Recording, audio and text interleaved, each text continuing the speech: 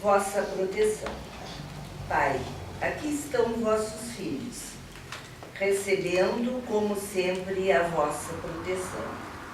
Sabemos que nunca ficamos sozinhos, porque vossa presença está, nós sempre a procuramos. Senhor, agradecemos todo o amor que de vos emana e gostaríamos de estendê-lo a todos que precisam.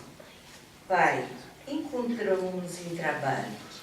Ajudai-nos a compreendê-lo para bem executá-lo. Senhor, fazei de nós os filhos que desejais que nós tornemos e que não imaginamos que seja bom para nós. Abrimos, Senhor, o coração para abrigar os vossos ensinamentos e para que os consigamos assimilar, a fim de que outros também os recebam de nós. Senhor, ajudai-nos, porque a caminhada é longa, permitindo que cada filho vosso seja uma bandeira de paz nas regiões de lágrimas e dores. Que assim seja. A nossa exposição de hoje está a cargo da querida. Boa tarde a todos e a palavra se faça presente. O tema da tarde de hoje, trazida pelo Espírito Miramês, no livro Horizontes da Vida, fala-nos de codificar a vida no bem. Este assunto, eles têm apoio nos livros dos Espíritos, no capítulo da perfeição moral, no Evangelho segundo o Espiritismo, no capítulo 6 de Perfeitos, e no livro Dias Venturosos, de Amélia Rodrigues, psicografado por Divaldo Pereira. Codificar a vida no bem. O que significa codificar? O que é código? Código é um conjunto de leis. Nós possuímos o Código Civil, que regula o comportamento humano numa sociedade. Existe o Código Penal, que disciplina as penas para as pessoas que cometem algum tipo de infração. Allan Kardec, ele foi o codificador do Espiritismo. Por que Allan Kardec foi cognominado codificador do Espiritismo? Justamente porque ele reuniu todos aqueles ensinamentos trazidos pelos Espíritos, que naquela época eram tudo em cadernos, que foram recebidos não só em Paris, mas em outras cidades da França. E chegaram todos até Allan Kardec, e ele foi estudando, analisando, e ele se deu conta das leis que regem a doutrina espírita. Os princípios fundamentais da doutrina, quais sejam a existência de Deus, a existência dos espíritos, a reencarnação, pluralidade dos mundos habitados, e o livre-arbítrio apoiado na lei de causa e efeito. Allan Kardec se deu conta que a evolução do espírito, desde que ele foi criado até se tornar um espírito perfeito, ele segue este trajeto. Então, estes princípios básicos, estas leis, foram reunidas. E por ter sido Allan Kardec que juntou estas leis, ele foi considerado considerado o codificador do Espiritismo. Muito bem. Miramis nos aconselha a codificar a vida no bem. Ou seja, que a nossa vida, para que nós possamos evoluir moralmente falando, deve ser sempre apoiada nas leis do bem ensinadas por Deus. Neste capítulo 19, codificar a vida do bem, tem duas frases que representam o conteúdo total do capítulo. São elas: codifiquemos a luz em nós. Porque a senda para a libertação até a faixa da angelitude é sempre binária: amor e sabedoria. O que Miramis quis dizer com isso? Que para atingirmos a perfeição, nós temos que crescer. Quais os dois caminhos que nós temos que crescer para atingir a perfeição? Ai, que coisa linda! As pessoas que participam de reuniões de estudo e que estudam, sabem? Exatamente. O espírito, ele é criado sem conhecimento algum.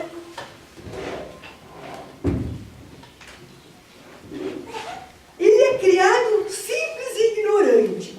Simples porque Deus não lhe deu atributos dele ser bom, dele ser isso, dele ser aquilo. Não. Ele não tem qualidades nem defeitos nenhum. Ignorante no sentido de sem conhecimento. Então nós vamos ver um gráfico que ilustra isso aqui.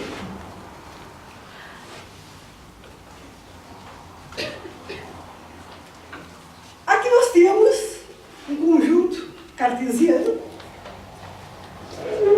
em que no eixo vertical, no eixo das ordenadas, está representado o crescimento intelectual. E aqui no eixo horizontal, no eixo das abscissas, está representado o crescimento moral. Então, nós sabemos que o espírito, neste ponto zero aqui, ele foi recém-criado. No ponto zero, ele não tem nenhum conhecimento e não tem qualidades nenhuma. Aqueles que só crescerem moralmente em qualidades, eles vão representar assim, ó, uma linha reta. Ó, aqui é só o conhecimento moral. E eles permanecem no zero em relação ao intelectual. No moral, eles saem do zero e vão até o infinito. Tá? Um espírito que crescesse só em conhecimento, ele teria o seu crescimento representado neste gráfico por uma linha vertical, essa linha amarela. Ele sairia do ponto zero, quando ele foi criado, e aí ele começaria a estudar, até o infinito, e iria do zero ao infinito no seu crescimento intelectual, mas se ele não crescesse moralmente, ele permaneceria sem nada para cá. Só seria uma linha vertical. Então vocês vejam, se o espírito ele vai ao mesmo tempo adquirindo conhecimentos intelectuais e qualidades morais, então como é que o gráfico representa? O gráfico representa assim, ó, ele cresceu um pouquinho em conhecimento, cresceu um pouquinho nas qualidades morais. A resultante é este quadradinho aqui, ó. Ele cresceu em qualidades morais. Vamos levar até lá em cima. Cresceu em conhecimento. O ponto onde une aqui, ó, o conhecimento com a moral, então a gente traça uma reta. E este ponto aqui, ó, vai dar exatamente, vai nos mostrar a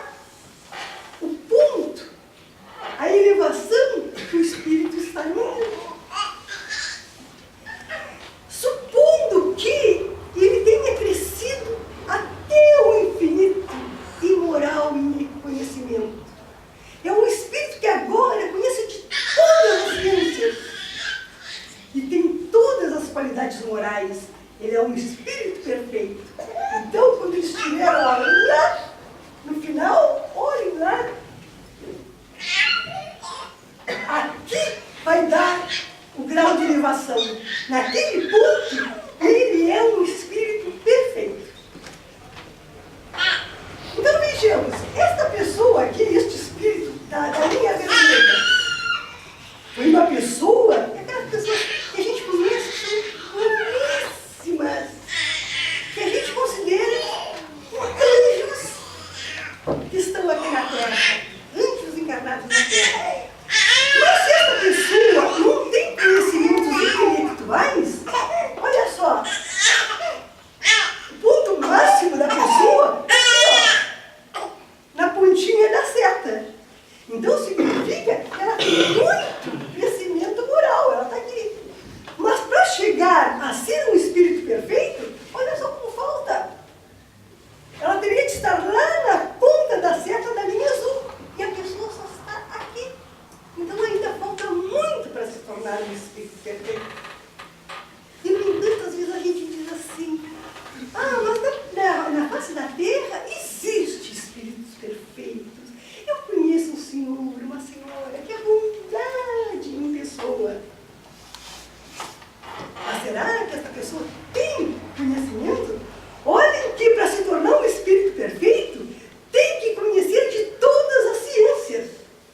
Vocês imaginem um espírito a quem foi incumbido de formar um planeta. O caso de Jesus, que ele é o formador do nosso planeta Terra. Naturalmente que deve haver uma equipe muito grande trabalhando na formação do planeta. E o espírito orientando. Então aquela gama de espíritos que foi formado, por exemplo, os seres vivos, eles têm que ter conhecimento de citologia, de embriologia. Os que vão se preocupar com as plantas do planeta têm que ter conhecimento de botânica. Aqueles novo planeta que vai ser construído, que está sendo construído, ele vai ser inserido no espaço, no meio de todos os planetas. Tem que conhecer muito de física e matemática para calcular a evolução dos planetas, a sua órbita, porque os planetas, os astros, de maneira geral, eles não podem se chocar. Então, um espírito que tenha que construir um planeta, ele tem que conhecer de todinhas as ciências. Este é o espírito perfeito. Este foi Jesus.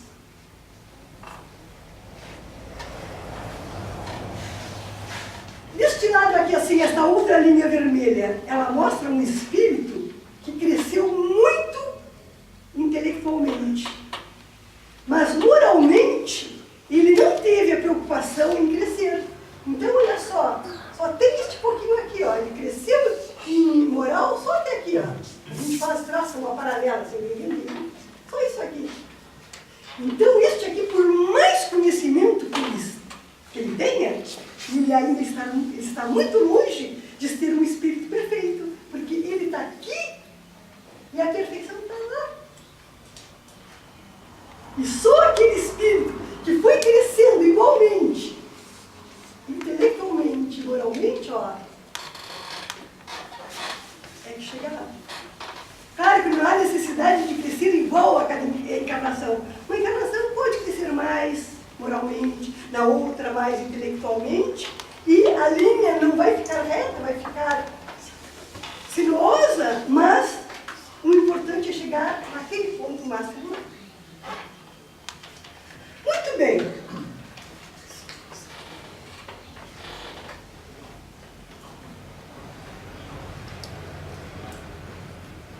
Vamos então agora analisar o crescimento moral. Nós vimos que aqui o espírito foi recém-criado e ele não tem conhecimento nem qualidades nenhuma. É assim que Deus cria os espíritos. E depois então os espíritos começam, por conta própria, a evoluir. Tá? Então vocês vejam o seguinte. O que chegasse àquele ponto máximo lá? Ou, podemos já falar lá em cima mesmo. Perguntaram assim para Jesus, como é que a gente reconhece o Espírito perfeito? Mas quando fizeram essa pergunta para Jesus, realmente perguntaram assim, moralmente falando, como é que a gente reconhece o Espírito perfeito? E Jesus respondeu, perfeito é aquele Espírito que sabe amar os inimigos. Então ele disse tudo. Porque quando o Espírito chega nesse estágio de amar os inimigos, é lógico que ele está no ponto máximo. Porque nós amarmos os nossos amigos, a pessoa de quem nós gostamos, é fácil. Mas o mais difícil, a tarefa mais difícil, é amar os inimigos. O dia que chegar lá, moralmente ele é perfeito. E é de admirar a capacidade de Jesus. Fazia umas perguntas e sintetizava. Bem, e foi feita. Houve outras ocasiões, não é? Que perguntaram também para Jesus quais são assim, os maiores obstáculos para a gente chegar na perfeição moral. E ele falou que são dois os obstáculos, que é o orgulho e o egoísmo. Muito bem. Estes são os maiores defeitos que impedem o progresso. E qual é a diferença entre o egoísta e o orgulhoso?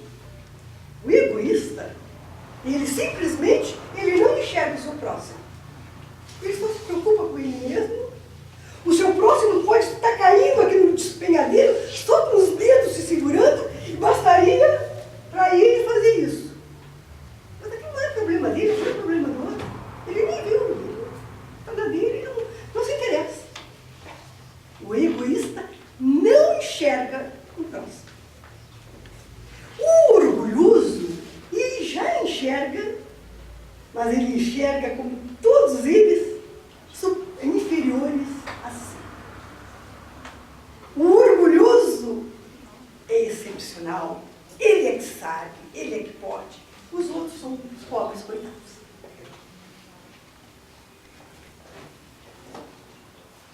Muito bem.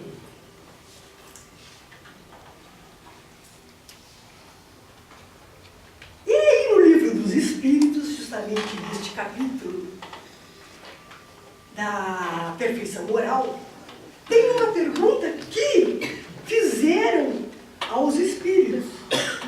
E perguntaram assim, mas e como é que a gente pode fazer para chegar nessa perfeição moral?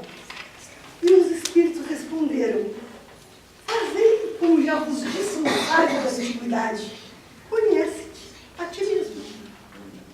Quem foi o sábio da antiguidade que falou isso? Sócrates. Sócrates. Beleza? Ótimo. Sócrates. Conhece a ti mesmo. E aí perguntaram para os espíritos, mas como que a pessoa, o que a pessoa deve fazer para conhecer a si mesmo? E quem respondeu a essa pergunta foi aquele que na Terra foi o Santo Agostinho. E o Santo Agostinho falou que ele tinha um método, que todas as noites, antes de dormir, ele, da sua mente, ele repassava o seu dia. Ele analisava tudo que ele tinha feito.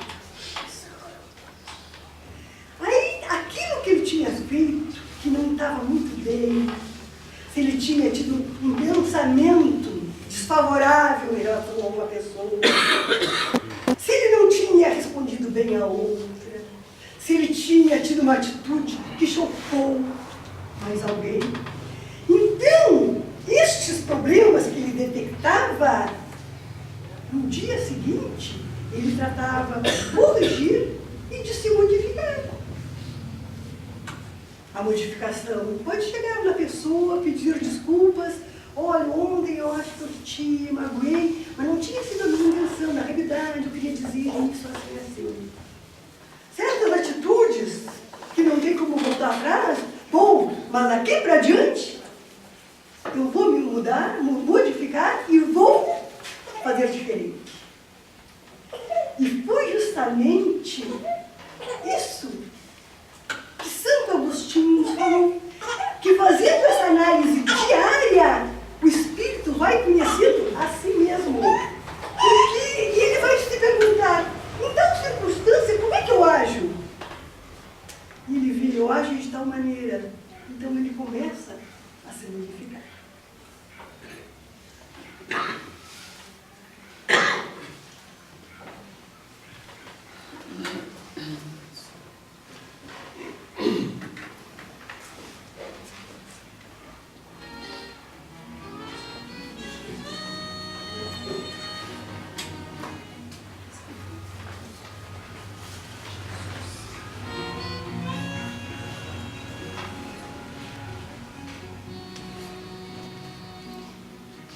O dia tinha sido especialmente tórrido. Apesar da noite se aproximar, o vento ainda carregava em seus braços aquela aragem morna que o dia estava iluminando. As atividades do dia tinham sido exaustivas. O sermão do mestre atraía uma multidão muito grande, como sempre acontecia. Eram peregrinos que vinham de longe, de outras cidades, provados sobre o peso das suas dores, das suas aflições, pedir ajuda àquele rabi, que curava os doentes, levantava os decaídos, espalhava o amor a todos.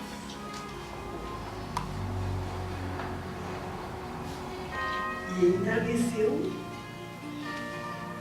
e o último peregrino, confortado, se afastou.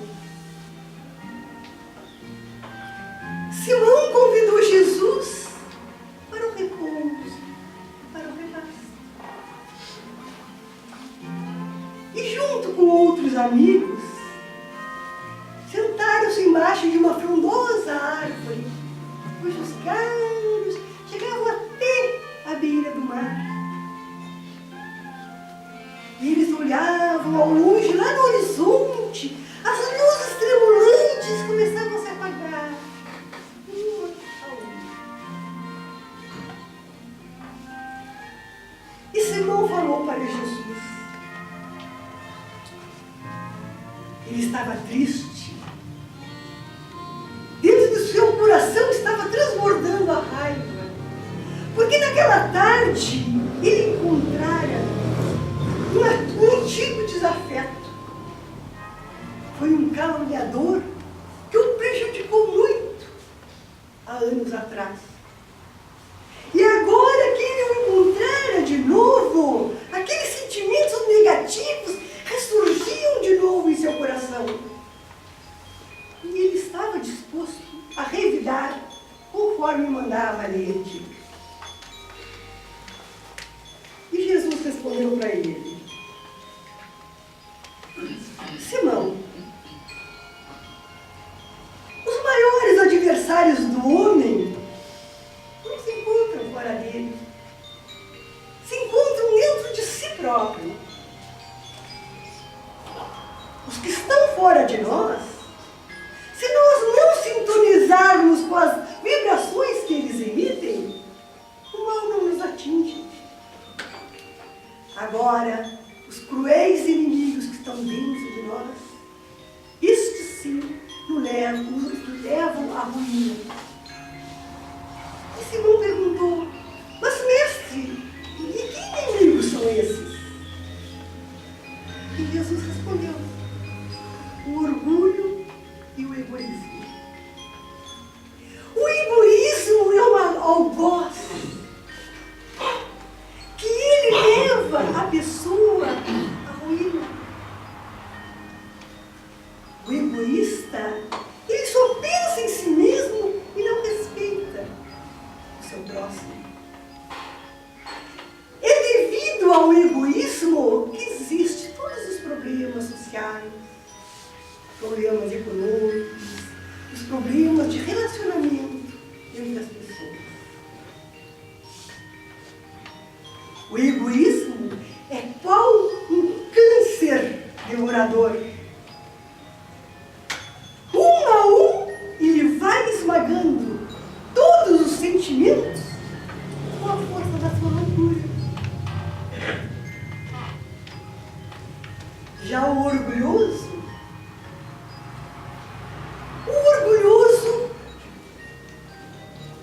ele se sente excepcional. Ele se sente possuidor de valores que, na realidade, ele não possui. E ele não respeita ninguém. Jesus calou-se, esperando novas indagações. E neste momento, Pedro perguntou: e Jesus? E como extirpar estes males de nós? E Jesus respondeu: o egoísmo se combate com a solidariedade e o orgulho com a humildade.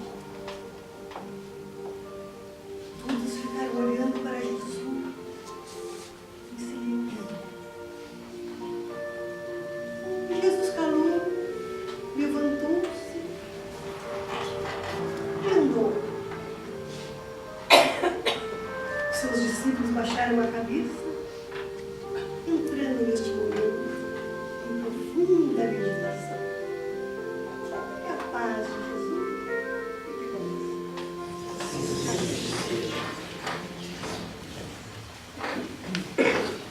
Aproveitando agora essas boas vibrações da nossa casa, imbuídos desse amor que aqui reina, vamos orar por todas as pessoas cujos nomes colocamos nas urnas ou que nesse momento estão vindo à nossa lembrança.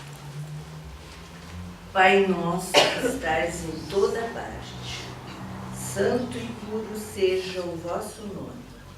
Venha a vós ao vosso reino e seja feita a vossa vontade, assim na terra como em todos os mundos habitados.